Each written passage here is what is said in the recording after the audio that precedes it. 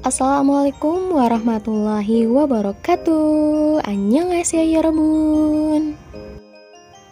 Perkenalkan, nama saya Zuhriani Salma dengan NIM 1908205067 dari kelas Akuntansi Syariah 5B. Pada mata kuliah Akuntansi Sektor Publik dengan dosen pengampu Ibu Haulah Nawatunisa, saya akan membahas salah satu materi mengenai laporan keuangan sektor publik. Apa aja sih yang akan kita bahas pada video kali ini? Oke, di sini sudah ada peta konsep mengenai materi yang akan kita bahas pada video kali ini. Yang pertama yaitu ada definisi dari laporan keuangan akuntansi sektor publik. Lalu yang kedua yaitu ada tujuan dan juga fungsi laporan keuangan sektor publik. Yang ketiga yaitu ada perbedaan antara laporan keuangan sektor publik dan juga laporan keuangan sektor swasta. Dan yang keempat yaitu bentuk-bentuk dari laporan keuangan sektor publik.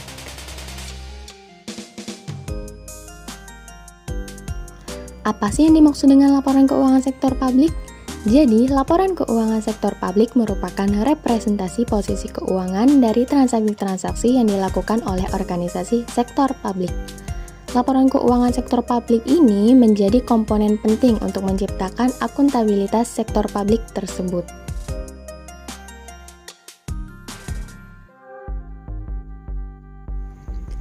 Selanjutnya, tujuan dan fungsi laporan keuangan sektor publik. Yang pertama, kepatuhan dan pengelolaan. Laporan keuangan digunakan untuk memberikan jaminan kepada pengguna laporan keuangan dan pihak otoritas penguasa bahwa pengelolaan sumber daya telah dilakukan sesuai dengan ketentuan hukum dan peraturan lain yang telah ditetapkan. Lalu yang kedua yaitu akuntabilitas dan pelaporan retrospektif.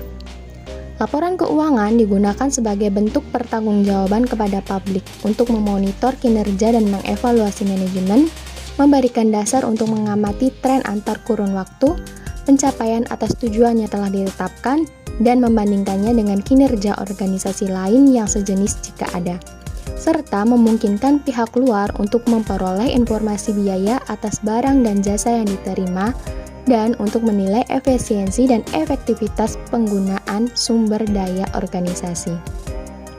Lalu yang ketiga yaitu perencanaan dan informasi otorisasi. Laporan keuangan berfungsi untuk memberikan dan perencanaan kebijakan dan aktivitas di masa yang akan datang dan untuk memberikan informasi pendukung mengenai otorisasi penggunaan dana. Lalu yang keempat yaitu ada sumber fakta dan gambaran. Laporan keuangan bertujuan untuk memberikan informasi kepada kelompok kepentingan yang ingin mengetahui organisasi secara lebih mendalam. Lalu yang kelima yaitu kelangsungan organisasi. Laporan keuangan berfungsi untuk membantu pembaca dalam menentukan apakah suatu organisasi atau unit kerja dapat meneruskan penyediaan barang dan jasa di masa yang akan datang. Lalu yang keenam yaitu hubungan masyarakat. Laporan keuangan berfungsi untuk memberikan kesempatan kepada organisasi untuk mengemukakan pernyataan atas prestasi yang telah dicapai kepada pemilik yang dipengaruhi karyawan dan masyarakat serta sebagai alat komunikasi dengan publik dan pihak-pihak yang berkepentingan.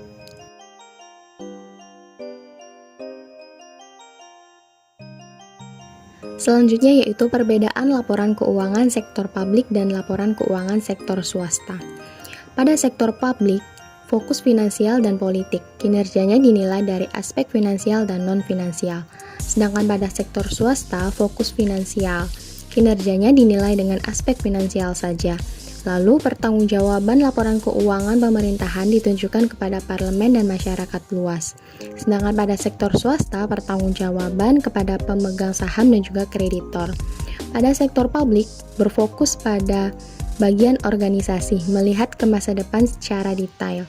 Sedangkan sektor swasta fokus pada organisasi secara keseluruhan, tidak dapat melihat masa depan secara detail. Lalu pada sektor publik, aturan pelaporan ditentukan oleh Departemen Keuangan, sedangkan pada sektor swasta, aturan pelaporan ditentukan oleh undang-undang, standar akuntansi, pasar modal, dan praktik akuntansi. Lalu pada sektor publik, laporan diperiksa oleh BPK, sedangkan pada sektor swasta, laporan keuangan diperiksa oleh auditor independen. Dan Pada sektor publik, dasar pencatatannya yaitu menggunakan cash accounting atau cash basis.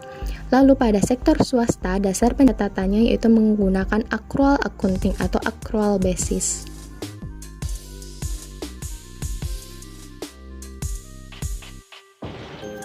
Dan yang terakhir yaitu ada bentuk-bentuk dari laporan keuangan sektor publik. Oke, bentuk-bentuk dari laporan keuangan sektor publik ini yaitu ada 4. Itu ada laporan realisasi anggaran atau LRA, yang kedua yaitu ada neraca, yang ketiga yaitu ada laporan arus kas, dan yang keempat ada catatan atas laporan keuangan.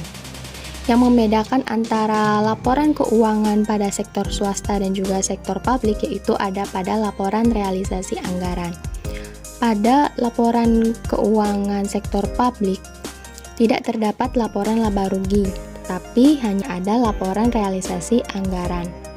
Oke, yang pertama, laporan realisasi anggaran atau LRA adalah laporan yang berisi tentang informasi realisasi pendapatan, belanja, dan pembiayaan dari suatu entitas yang dibandingkan dengan anggaran ketiga pos tersebut.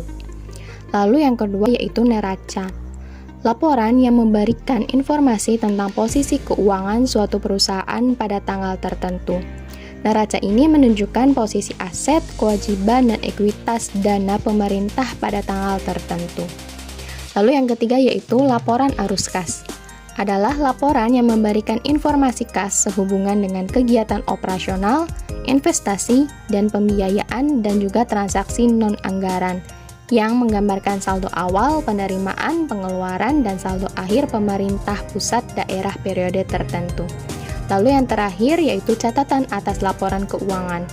Catatan atas laporan keuangan ini menjelaskan atau mencakup penjelasan naratif dan rincian dari angka yang tertera dalam laporan keuangan realisasi anggaran, neraca, dan juga laporan arus kas.